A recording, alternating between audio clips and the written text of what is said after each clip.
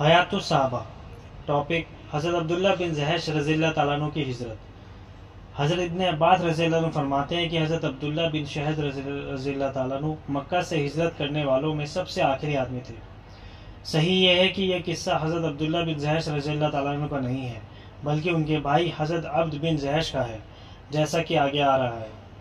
یہ نابینا ہو چکے تھے جب انہوں نے ہجرت کا پکا ارادہ کر لیا تو ان کی بیوی جو ابو سفیان بن حرب بن امیہ کی بیٹی تھی، اس کو یہ بات ناگوار گزری اور اس نے حضرت عبداللہ بن جحش کو یہ مشورہ دیا کہ وہ حضور صلی اللہ علیہ وسلم کے علاوہ کسی اور کے پاس ہجرت کر لے، لیکن انہوں نے یہ مشورہ قبول نہ کیا اور وہ اپنے بال بچوں اور مال کو لے کر قریش سے چھپ کر ہجرت کر کے مدینہ محمد صلی اللہ علیہ وسلم کی خدمت میں حاضر ہو گئے۔ ان کی ہجرت سے ان کے سسر ابو سفیان بن حرب کو بڑا غصہ آیا۔ ابو سفیان نے فوراً جا کر ان کے مکان کو بیچ ڈالا جو مکہ میں تھا۔ اس کے بعد ابو جہل بن ہشام، عتبہ بن ربیعہ، شعبہ بن ربیعہ، عباس بن عبد المطلب اور حویتب بن عبد العجہ اس مکان کے پاس سے گزرے۔ اس مکان میں اس وقت نمک وغیرہ لگا کر کھالیں رکھی ہوئی تھی تاکہ ان کی بدبو ختم ہو جائے۔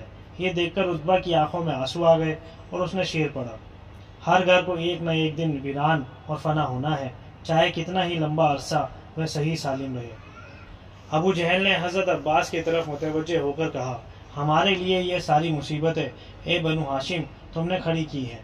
جب حضور صلی اللہ علیہ وسلم فتح مکہ کے دن مکہ میں داخل ہوئے تو حضرت ابو احمد عبد بن جحش کھڑے ہو کر اپنے گھر کا مطالبہ کرنے لگے۔ حضور صلی اللہ علیہ وسلم نے حضرت عثمان بن عفان رضی اللہ عنہ کو فرمایا، وہ کھڑے ہو کر ابو احمد کو ایک طرف لے گئے اور انہوں نے آخرت میں لینے کی ترغیب دی۔ چنانچہ حضرت ابو احمد نے اپنے گھر کا مطالبہ چھوڑ دیا۔ حضرت ابن عباس رضی اللہ عنہ فرماتے ہیں کہ حضور صلی اللہ علیہ وسلم فتح مکہ کے دن اپنے ہاتھ کا سہارا لیے ہوئے بیٹھے ہوئے تھے اور حضرت ابو احمد مکہ کے محبت ظاہر کرنے کے لیے یہ شعر پڑھ رہے تھے: مکہ کی گھاٹی کتنی پیاری ہے جس میں میں رہبر کے بغیر ہی چل پھرتا لیتا ہوں۔ بیماری کی شکل میں میری عیادت کرنے والے بہت ہیں، اس میں میری بڑائی کے بہت سے کھوٹے گھڑے ہوئے ہیں۔ ابن اسحاق کہتے ہیں کہ حضرت ابو سلمہ رضی اللہ عنہ کے بعد مہاجرین میں سے سب سے پہلے حضرت عامر بن ربیعہ اور حضرت عبداللہ بن جحش رضی اللہ تعالیٰ عنہ مدینے آئے۔ حضرت عبداللہ اپنے بال بچوں اور اپنے بھائی حضرت ابو احمد کو بھی ساتھ لائے۔ حضرت ابو احمد نابینا تھے لیکن مکہ میں اوپر نیچے ہر جگہ بغیر رہبر گائیڈ کے چل پھر لیتے تھے۔ وہ شاعر بھی تھے۔ حضرت فاریہ بنت ابو سفیان بن حرب ان کے نکاح میں تھی۔ حضرت امیمہ بنت عبد المطلب بن ہاشم رضی اللہ تعالیٰ عنہ کی ماں تھی۔ خاندان ابو جحش کے گھر کو ہجرت کر جانے کی وجہ سے تالا لگ گیا تھا۔ عتبہ اس کے پاس سے گزرا۔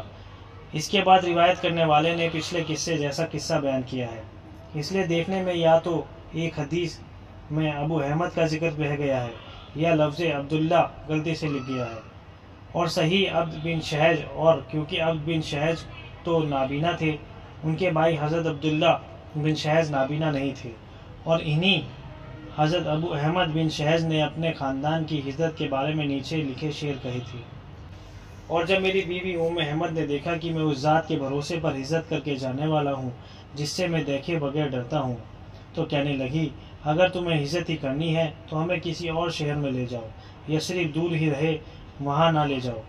میں نے اس سے کہا: یثرب کوئی بری جگہ تو نہیں ہے، رحمان جو چاہتا ہے بندہ وہی کرتا ہے۔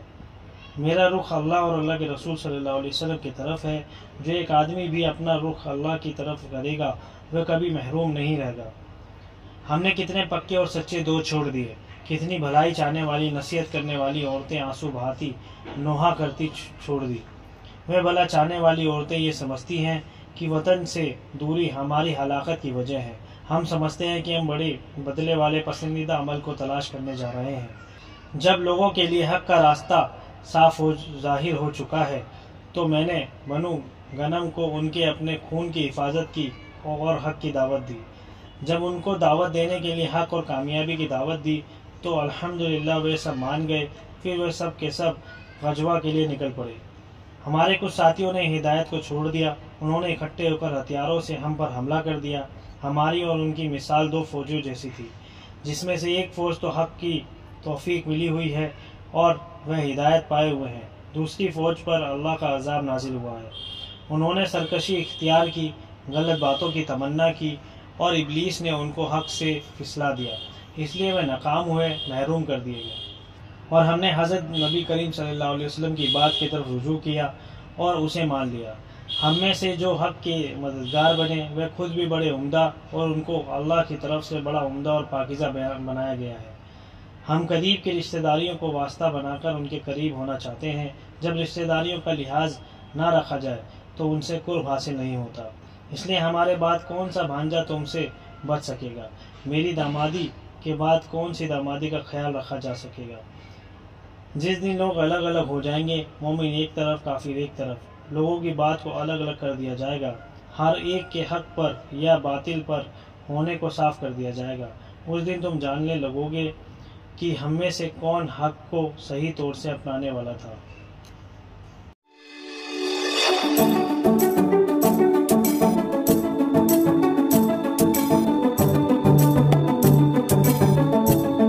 حضرت صہیب رضی اللہ عنہ فرماتے ہیں، جب میں نے مکہ سے حضور صلی اللہ علیہ وسلم